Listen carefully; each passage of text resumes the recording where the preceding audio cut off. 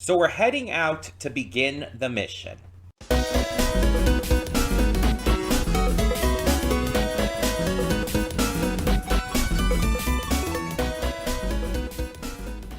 Hey everyone, welcome to Princess Gay. I'm your host Connie, and today we are here with my blind reaction to episode 2 of Dr. Stone Wars. So yeah, we started this last time and we kind of got just the brief recap being told to the kids of the Kingdom of Science and everything, as well as really getting the ball rolling on where this is going to go. With this season, at least starting off, focusing on this big war to come between the Tsukasa Empire and the Kingdom of Science, we're really setting the stage here with these different scientific advancements and inventions, such as the cell phones and the space food. You could basically call it. It's it's getting things going just as strongly as I remember this the first season ending off. I don't think I talked about it too much last time, but just as a reminder, when I first started this series, when I first checked out the first episode as part of a first impression showdown, I wasn't sure I was going to like it. It didn't seem like on the base level that it was going to be my kind of series. But it ended up being really good. Like the first episode hooks you in extremely well. And then throughout the first season, it really ramps that up. It gets you invested in the characters, in the story, in the science itself, and just where it's going to go. The fact that the main antagonist right now, Tsukasa, is a genuinely good person going down a bad path because of his past traumas and his twisted view on things, which was due to his past traumas. The fact that we have such a nuanced villain is great. And I like villains who are just evil for the sake of being evil. Villains who are just crazy motherfuckers. Like, those kind of villains are awesome. They're great and they have their place. But so do nuanced villains. I feel like there's a lot of tribalism in regards to that in not just anime but in fandoms in general nowadays. There are people who think all villains need to be nuanced, and some people who think all villains need to be, just evil. But I think that both of those types of villains do have their place, and both need to be able to shine. But you just got to know where to include those. You just got to know when and where to feature those. I don't like it personally, for example, when a character is one of those things and then a new adaptation or an adaptation of a different medium changes that. I don't like that. I'm fine with certain changes being made to characters when it comes to new iterations and whatnot, but when a character is designed and meant to be for example, a crazy motherfucker with no nuance at all, I don't want to see nuance added to them because it takes away the point of their character. If a character is meant to just be an evil psychopath, I want to see them be an evil psychopath because that's the intent behind their character. It's what makes them so entertaining and interesting. And on the other hand, if a character is super nuanced, I don't want to see a new adaptation that makes them just crazy for the sake of being crazy. Because that takes away, again, what makes them interesting. I think that if you're going to adapt something, whether it be adapting a manga, whether it be adapting a game into a series, etc., a book, you should try to keep the vibe of the characters as intended. You can change some things around a little bit here and there, but the characters should at least have the same vibe that they're supposed to have. They should feel like the characters are meant to feel. You can change certain things. You can race swap to some degree if you want to add in more color, people of color representation. You can do some various design upgrades in regards to that and in regards to other things. You can even change certain aspects of their personality or character. Again, as long as they keep the same vibe, as long as they have like the same kind of like feeling to them, where it's like, oh, this is still the same character. It's just they're a little different than normal. Um, we're currently reacting to Your Friendly Neighborhood Spider-Man. The Peter Parker in this is not the same as the Peter Parker in other adaptions or other just media in general. He's a different take on Peter Parker. And while there are certain things that are different about him, he still feels like Peter Parker as you know him. He still feels like the character you're typically used to, just there's just some differences here and there. And that's kind of what I'm talking about. You can update things, you can change things bit by bit here and there, as long as it still feels like what you're supposed to be adapting. If you change things too much, it feels like you're not respecting the source material in some cases, and in others it just feels like you're just trying to add stuff that shouldn't be there. I'm sorry for this long-winded rant about this. You may be wondering, like, okay, you started just talking about how like Sukasa's super nuanced, and you went into this entire ramble about nuanced versus just crazy characters and everything. It kind of derailed a little bit, I'll admit. But the point in what I was trying to go with all of this was that I like that this series right off the bat establishes the main antagonist for, again, at least the time, as being nuanced. It never depicts him as being like this crazy meathead. He's been nuanced from the moment we met him. And I like that. Because he looks like he could be a character like that. If I just saw his character design without having seen this series, that's what I would think of him. That is exactly what I would think of his character. I think he is a muscle-bound meathead who is probably a bad guy because he wants to be the strongest or something. That's what his character design implies to me. But instead, he's extremely smart. He is a tactician. He has a lot of fighting prowess, yes, but he's not a meathead by any means. He's a very sympathetic and empathetic guy, but, has a twisted sense of what's right and wrong because of his trauma. He's very nuanced. He has a lot of depth to him. And at the same time, you see that other characters do as well. You see Senku has a lot of depth too, just in the last episode. Like, we know Senku's a really good guy who wants to save everyone, but you also see that he's willing to resort to underhanded tactics to make his dreams come true. He's absolutely willing to be as sneaky and suspect as possible. Basically, an ends justify the means, and he's willing to even become the bad guy in people's eyes. If people look down on him for this, as long as it helps them, that's his goal here. He wants to further advance humanity once again. He wants to help them get back to basically where they were before the stone world started. And in order to do that, he realizes he might need to make some unpopular decisions. And I really appreciate that about him. And then you have Gen, who's just, a charlatan.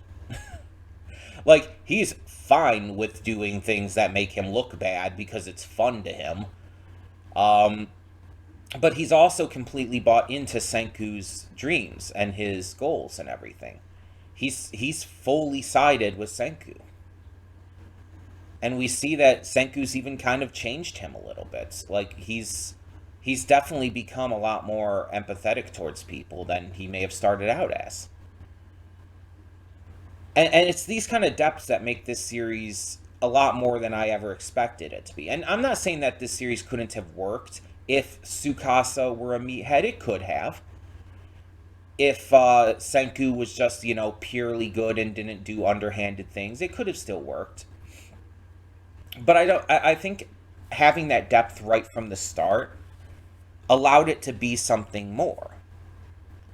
And so that's why I went into that rant about, like, saying, like, I like it when a show establishes that ahead of time and doesn't try to change things in, like, an adaptation. Or, like, even further into a series. I've seen shows do that, where it's like, oh, it starts off one way, but then the characters completely change and do a 180, and it's like, what? How do you take the character in that direction? That seems like the complete opposite direction that character would ever go in. Looking at you, Attack on Titan. And I know I'm going to get some flack for hating on Attack on Titan. It's all opinion. It's all subjective. I'm fine with you guys liking it. I don't. But let's focus on Dr. Stone. So we're putting forth the plan. We even had a distraction set up to deal with the scout who's watching them. I can't remember her name right now. But everything, at least for now, seems to be going according to plan, but I don't think it's going to be as smooth as we're thinking. I feel like there's going to be some roadblocks in the way. And honestly, I'm all for that, because it means more entertainment. But my biggest thing, and I think Senku's biggest thing as well, is that we don't want anyone to get hurt on either side. Because the Kingdom of Science, wants to just, stop them without causing any, deaths or injuries when possible. But you also look on Tsukasa's Empire's side, and it's like a lot of these people are just gaslit, basically, into believing Tsukasa's views on this all. And Tsukasa himself is almost kind of gaslighting himself into this because of how he was treated and how his, again, I believe it was sister was treated in the past and everything, and all that went down with that.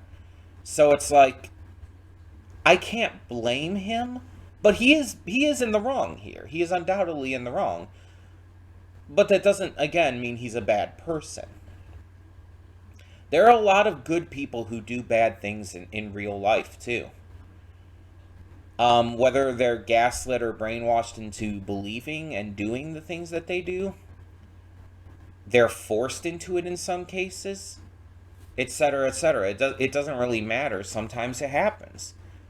It's one of the biggest reasons why I believe that everyone deserves a second chance. But if your crimes, if how bad you were is like really fucking bad, you really have to earn that second chance. You really have to prove that you are willing to change. And that's sometimes difficult to do if you're a really bad person initially, and the things you do are really atrocious. It can be hard to do, but they still deserve the chance to change if they genuinely want to. I truly believe that. But if they relapse and go back into it, that's another story, because it's like, especially again, if the crimes are too bad, it's like, oh, you're gonna do bad things, and then you're given a chance to be better, but then you just go back and do those bad things again, especially if it's like really horrific stuff like rape or being a Nazi.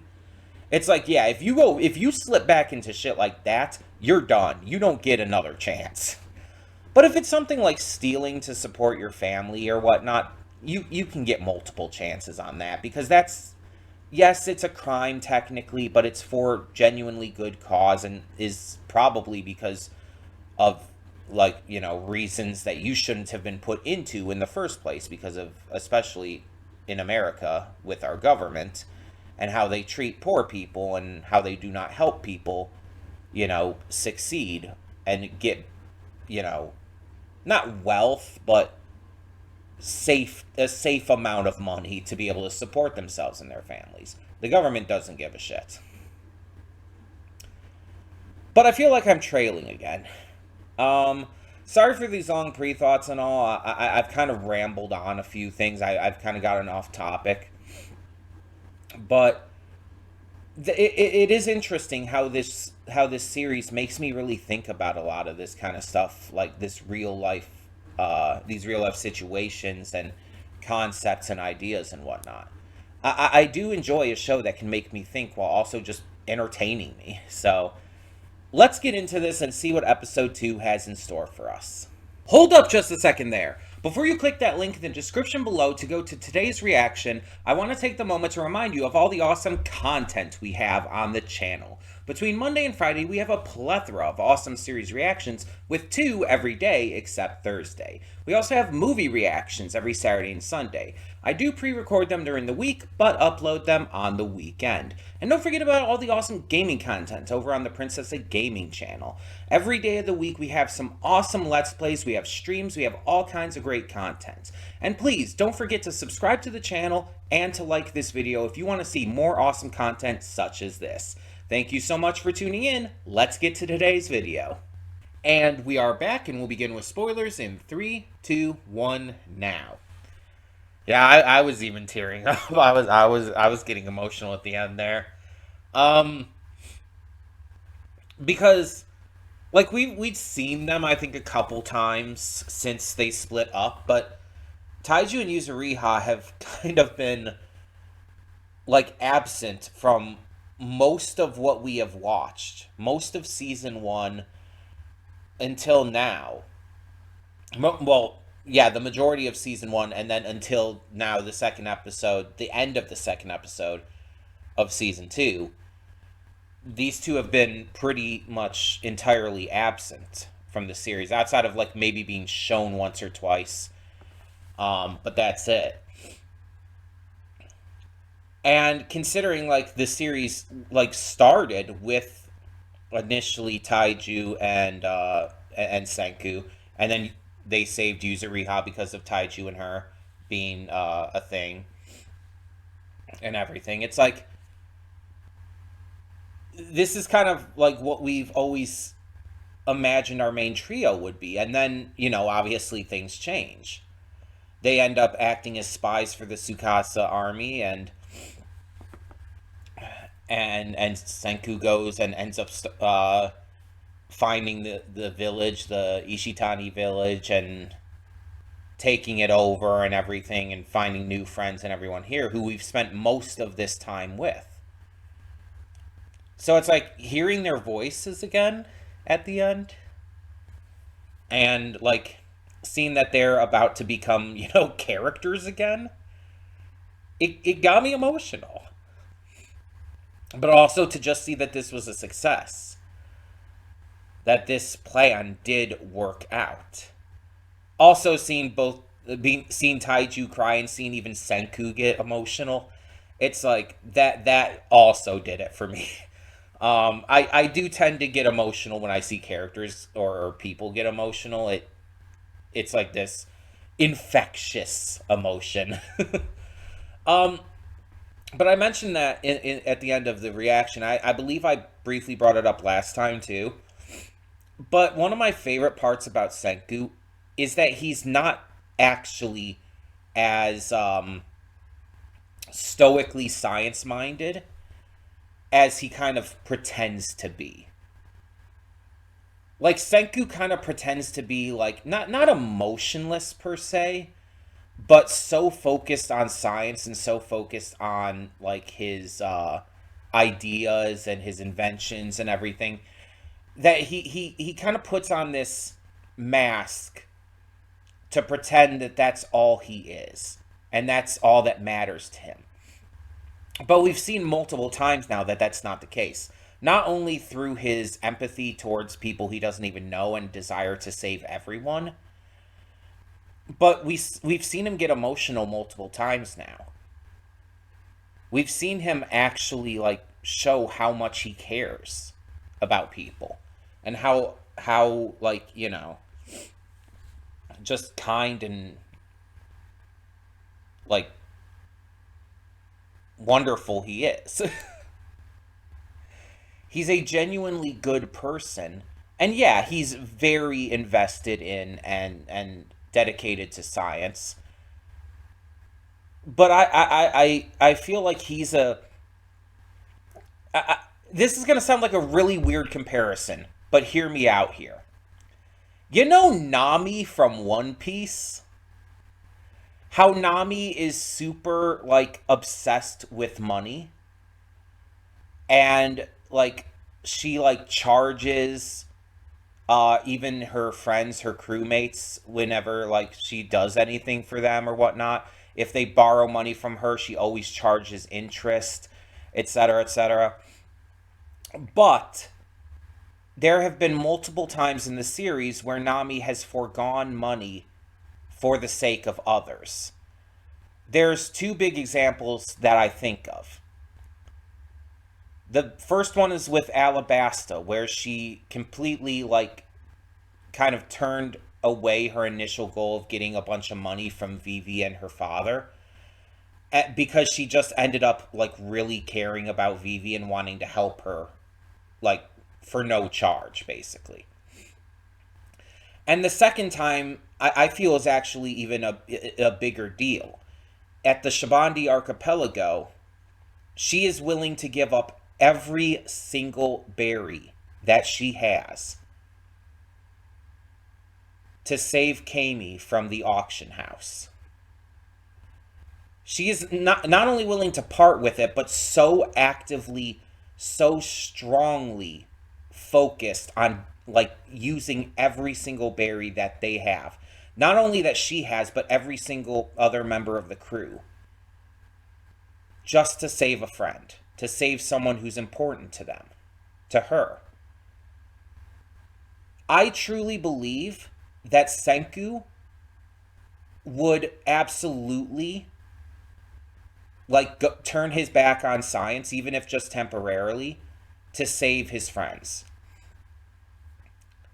I believe that Senku would, like, destroy days, weeks of research and work if it meant he could save his friends doing so. And I don't think he knows he would do that. I don't think he realizes he would. Because I feel like there's a part of him that's almost gaslighting himself into thinking that science is the most important thing to him. But it's not. And I very much don't, I don't for a second believe that it is. I think it's the second most important thing to him. The first is the connections he's made. With his father, with the villagers of Ishitani Village, with Taiju and Yuzuriha, obviously. He cares more about all of that. And again, I don't think he realizes that. Like, if someone had asked him, he would absolutely say he would never, like, destroy all that science, all that advancement for that kind of thing. But in practice, I think he 100% would. If it was basically down to Taiju or Chrome or Kohaku or Yuzuriha or anyone of his friends, if it was down to one of them dying, or he would have to destroy all the scientific advancements he's made since waking up in the stone world, he would destroy the advancements. Not only because, obviously, he could do it all again because he knows how, but also because he values people more. And again, that's what I really love the most about him. I really feel like that's his defining feature to me. But we also see in this episode, outside of that, that Senku is also not just smart, but cunning. He not only understood of how to distract Homura, but had so many plans and contingencies in place, knowing that she would escape initially. So he put the powder on her to track her. He knew that she would be able to outrun them, so he planned for a pincer attack. He knew she would figure out what was going on with the communication device, the cell phone. So they had in plan the idea of like putting the antenna on the tree and having her trapped up there. So many contingencies at once. And everything worked out perfectly, and now they have Homura as a captive without hurting her. She did not need to be hurt. She did not need to be killed. They captured her safely and peacefully, which is exactly what Senku wants. Because even like we even see when Kohaku brings up the idea of maybe needing to kill her, he even asks her. He's very serious when he looks at her, and he asks her, "Have you actually killed someone before?" Because he's thinking like it's not as simple as you kind of make it sound. It's not that's something that will stick with you. And he didn't say it directly to her, but he was thinking, it's like, I'm not going to let you do that to yourself. I'm not going to let you give yourself that kind of trauma. That's why he came up with all these different contingencies, to make sure something like that would not have to happen. He knew Kohaku had never killed anyone. He knew that instantly. When he asked, it wasn't about finding out that answer. He asked to see how she would react, what she would say. And yeah, she had that kind of goofy, silly face when she said, nope, I have never done that. But you saw her reaction before that, her genuine reaction before that, where she was like clearly struggling with not only with the fact that she hadn't done it, but with the idea of doing it. There is so much depth to so much of this. There's like goofy moments and everything, a lot of funny expressions and all, but you can dissect so much with this. And this is kind of paralleled as well when later on in the episode you see Magma offering to kill the statues to cripple Tsukasa's possible armies and everything. And you see how willing and easy it is for him to try and do that. But you also see Gen's reaction. Gen has this flashback to, I guess, his childhood. And we don't know exactly what's going on there, but that's definitely going to be something we're going to find out this season. But we see Gen like actually be really nervous and scared afterwards. He's like sweating and everything, and he tells him, it's like, we can posture all we want about doing what we think is right and everything, but it's a different story to actually go through with it. And although it's clear that Magma would have done it if Gen hadn't stopped him,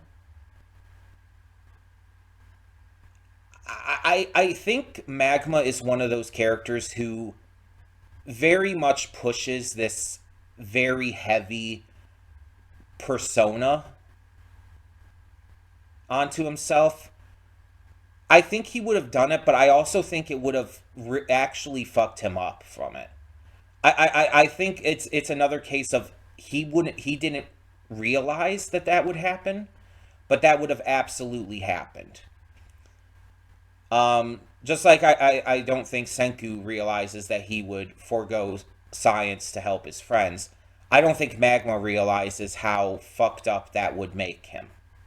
Like how fucked up he would be over it. Because again, I think the entire like the persona that Magma puts on, it's just that. I truly believe it's just a farce to make himself look tougher and intimidate his enemies and whatnot. Like obviously he's strong, obviously he's very tough and capable, but he's definitely like pushing this like view of himself onto others. That's how I'm seeing it, at least. And I like that we're getting just a lot of this depth with these characters. That's very much presented in a very show don't tell kind of way. Because it's like they don't need to say all of this. All the context clues are there. You just have to pick up on them. Now, we also have this member of Tsukasa's empire who has, like, extremely sharp hearing. And when magma broke it into the rock before Senku's grave, it did catch his attention. This guy is also an archer, which is, kind of the perfect skill set to have when you have super sharp hearing. It's perfect for like stealth attacks and whatnot. Um, he does manage to shoot at them, but didn't actually realize they were there. But he is kind of giving chase right now. He's trying to find out like who it was, who or what it was. So yeah, it's definitely a problem. He, I feel, is going to be an issue, kind of like Hyogo was during last season. So it's going to be interesting to see how they deal with someone like that. But now that we have the cell phone given to Taiju and Yuzuriha, this is going to be an insane help. Because unless something goes very wrong, they are going to be able to relay so much information to Senku with this. Because they've been with... It's been a long time, hasn't it? Like, it's been, I think, like a year or so, maybe even more, since they separated originally. I think, right? Because there has absolutely been a notable passage of time. And I mean, there was a notable passage of time at the very beginning of this series, too, in season 1. Time very much passes with this show. And it makes that very clear. I also like how it uses the seasons as a way of telling. Like, you could tell, like, oh, it's winter again, so another year has passed since then, and et cetera, et cetera. I really like that. I think that's just a very smart way to handle things. But, yeah. So, they've got a lot of intel. They're going to know a lot about all the different members of Tsukasa's empire, all the big dangers.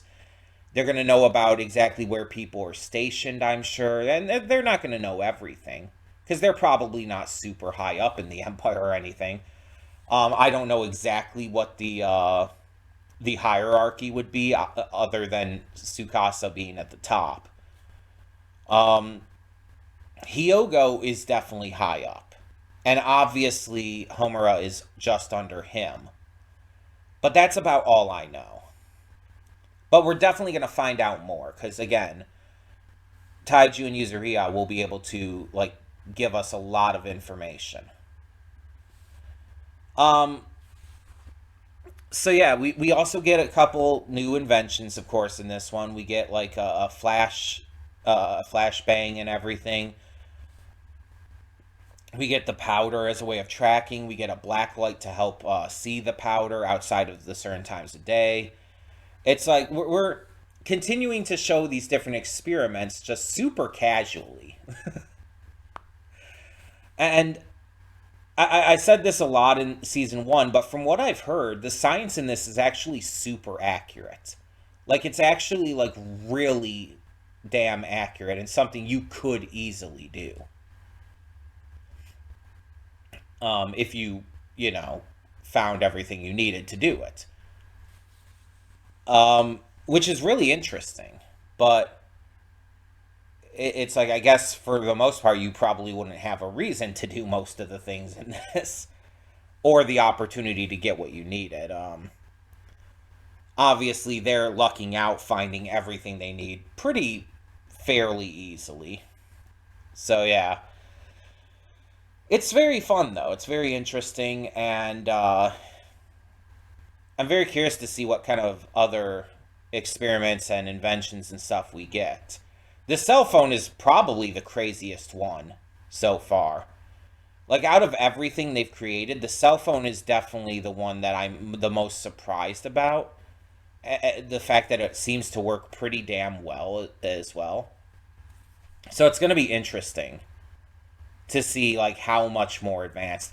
I mean, the opening shows a tank, right? So it's like, that's a lot. I'm interested to see how that comes about.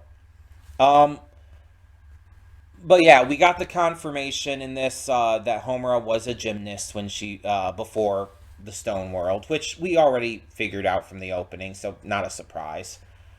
Um, but we get that right here in episode 2, and we get to see a lot of her skills. She's very skilled.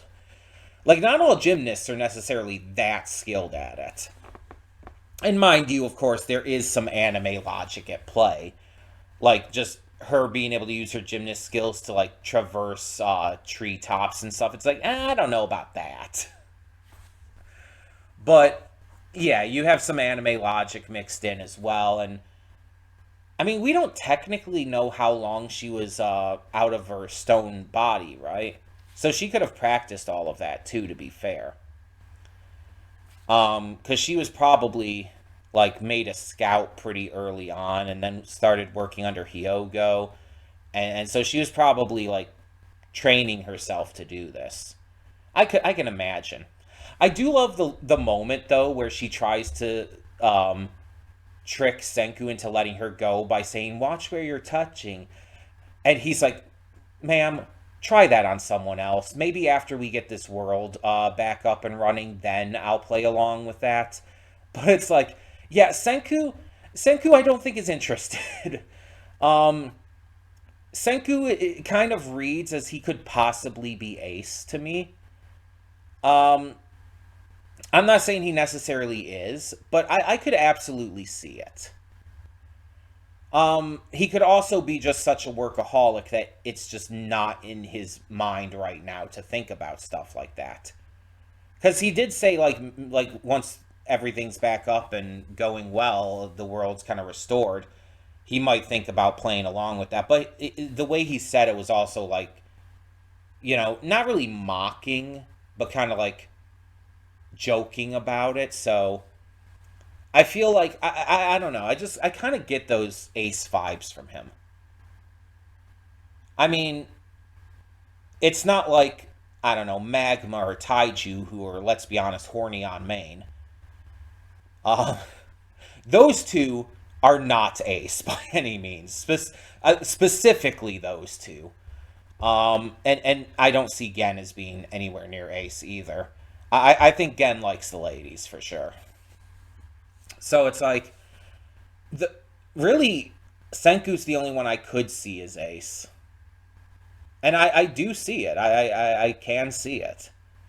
I don't think they'll necessarily confirm that, though it would be interesting. The thing is, though, I think that Senku would be willing to procreate for the sake of, procreation. I feel like he would be willing to do it just to be able to keep humanity going. And there are ace people who would do stuff like that. There are ace people who do have sex. Asexuality is a spectrum, just like any part of the queer umbrella. All of it is a spectrum in and of itself, and each part of it is a spectrum. So it's like asexuality can be very different depending on the person. I could see Senku doing that, but I also see Senku as being someone who's just not interested. I might almost see him as a little bit aromantic as well. I could almost see him as aromantic as well, but I'm not as I don't feel like I'm as confident in that one. I don't know. I don't know. We haven't really gotten the chance to think about that too much in the context of the show. I wonder if they'll ever actually like really touch on that. Um, but yeah, I'm really enjoying this season so far. I mean, really strong start. Episode 2 was pretty fantastic. I can't wait to see where this goes, especially now that we have communication up and running. Information warfare, as Senku was talking about. So let us just see where this ends up going as we continue along. It's probably just going to continue to be one episode a week for now. I don't see that really changing at the moment, so hopefully it just continues to impress as it has been. This series is just fantastic. I really love it. But tell me in the comments below, what did you think of Season 2, Episode 2 of Dr. Stone, aka Dr. Stone Stone Wars, Episode 2? Let me know your thoughts down below, and thank you so much for tuning in. Also, if there's anything I missed talking about that I just didn't mention, and you want to hear my thoughts on, please feel free to ask. I see every comment, so I'll be able to answer it if you do have any questions regarding that. For now, though, thank you so much, as always, for tuning in. I'm Connie, and I'm signing off. See y'all next time.